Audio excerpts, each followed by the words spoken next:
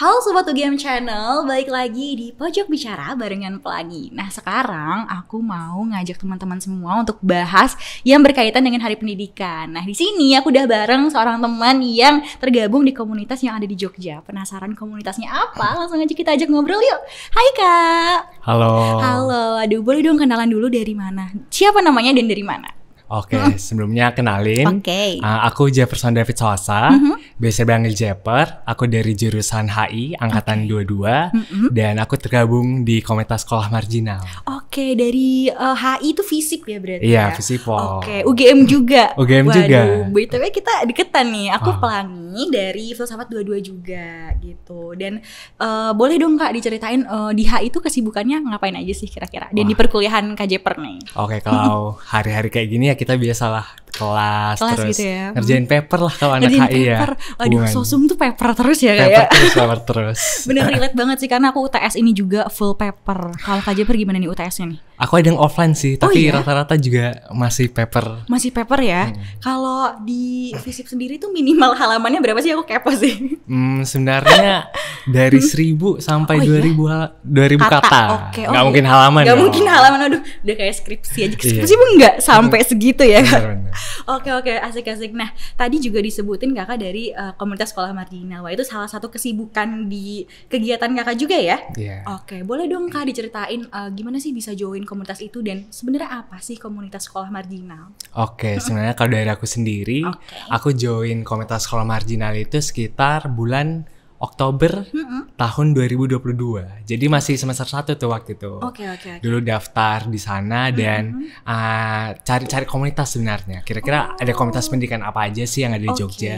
Dan kebetulan yang buka waktu itu di komunitas sekolah marginal.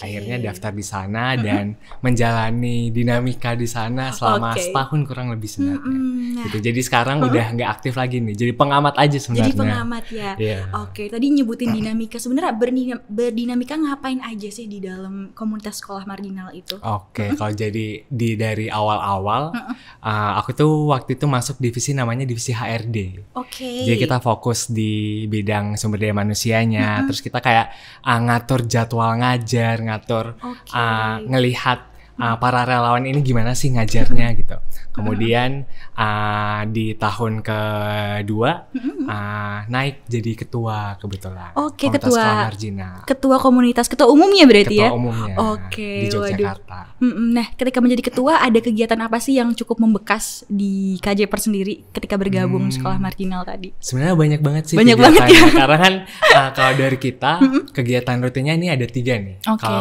yang hubungannya sama pendidikan.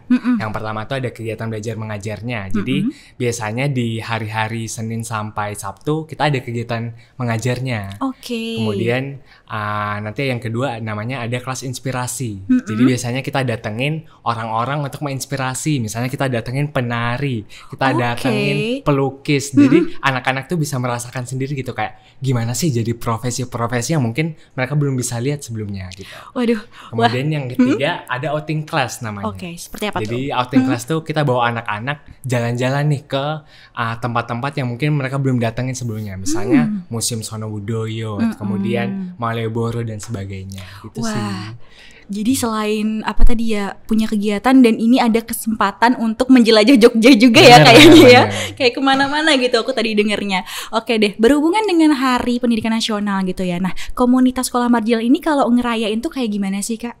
Ada kegiatan apa aja gitu? Oke, kalau berhubungan sama Hari Pendidikan, sebenarnya kita nggak ada perayaan khusus ya tentang Hari Pendidikan, tapi kita lebih mengingat lagi sih kenapa sih kita terjun lagi ke dunia masyarakat, kenapa sih kita memperjuangkan pendidikan anak-anak. Jadi daripada kita merayakan secara selebrasi, kita lebih mengevaluasi lagi sih kenapa sih kita datang lagi ke komunitas ini. Oke, nah itu pasti menyembunyikan pesan-pesan khusus ya. Kira-kira ada apa aja sih pesan-pesan yang dibawa dari sekolah marginal melalui kegiatan-kegiatan tadi Kak?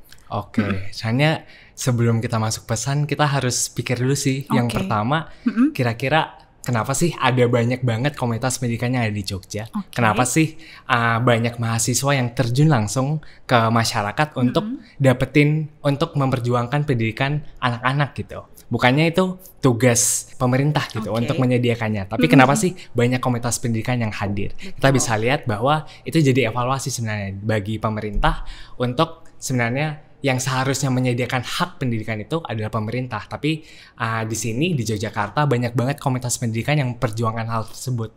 Dan itu jadi pertanda bahwa kita banyak loh sumber daya yang bisa banget untuk memperjuangkan pendidikan tersebut. Dan salah satunya kepada kelompok termarginalkan yang dilakukan oleh komunitas sekolah marginal.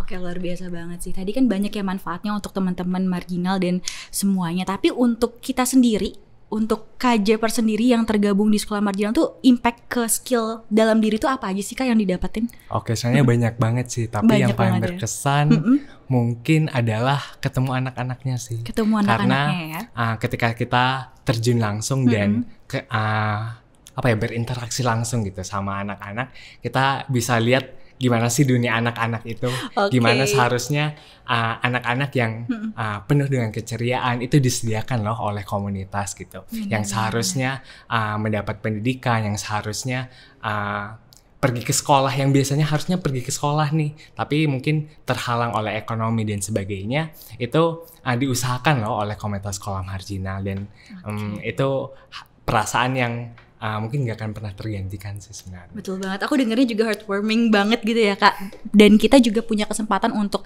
berkomunikasi langsung dengan teman-teman, dan kita bakal tahu karakter orang tuh ternyata macam-macam juga ketika langsung bertemu langsung secara langsung gitu ya, bakal lebih ngerti juga. Nah, kalau dari kegiatan-kegiatan tadi dalam sekolah marginal maupun ya terjun langsung tadi, itu ada nggak sih Kak impact ke pemerataan pendidikan di Indonesia itu sendiri menurut KJPer? Kalau kita ngomongin pemerataan pendidikan sebenarnya kita harus ngeliat dulu kenapa sih banyak anak-anak putus sekolah yang muncul. Kenapa banyak kelompok-kelompok termarginalkan yang ada gitu di masyarakat. Mungkin yang salah satu yang masalah yang paling utama adalah perekonomian ya gitu. Jadi instead of anak-anaknya bersekolah dan sebagainya, akhirnya daripada sekolah mending kita nyari duit yang duitnya langsung dipakai untuk makan, duitnya langsung dipakai untuk kebutuhan sehari-hari. Tapi pemikiran itu kan nggak sustain ya sebenarnya.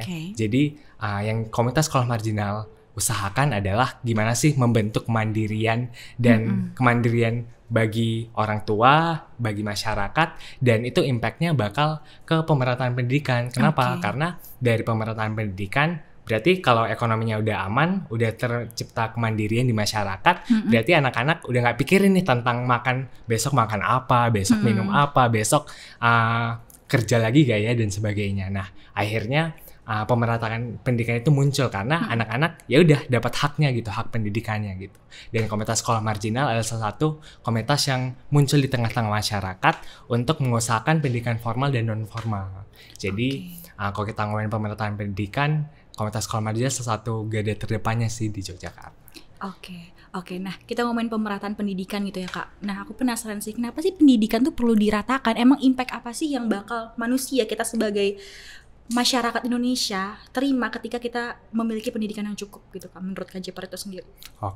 Kalau kita ngomongin tentang apa sih dampak ya yang dihasilkan dari pemerataan pendidikan, sebenarnya terlihat ya dari bukan mendeskripsikan, tapi ketika kita dapat pendidikan yang layak sesuai dengan hak yang harusnya kita dapatkan, pasti ada keterampilan, ada pengetahuan, ada skill-skill yang mungkin kita nggak dapetin gitu di kehidupan biasa gitu. Akhirnya pendidikan itu jadi salah satu cara yang paling ampuh untuk kita bisa sustain, bisa memperjuangkan hidup, bisa punya mimpi, bisa menjalankan kehidupan tuh ada tujuannya gitu. Akhirnya pendidikan ada salah satu cara yang digunakan oleh KSM untuk supaya anak-anak ini punya mimpi. Anak-anak mau ngapain sih pas gede gitu. Dan itulah dampak yang mungkin paling manjur lah di pemerataan pendidikan. Betul sih, karena aku tumbuh di lingkungan yang benar-benar memprioritaskan pendidikan, dan itu cukup memberikan dampak yang signifikan dari diri aku sendiri. Dan aku ngerasa komunitas sekolah marginal cukup sangat top banget untuk memprioritaskan pendidikan ke teman-teman yang tadi gitu. Nah, kalau untuk pesan-pesan nih, karena kita udah cukup banyak bahas ya tadi. Nah, ada nggak sih pesan-pesan dari Kak Jeper untuk teman-teman Sobat Game Channel yang nonton mungkin di rumah atau dimanapun?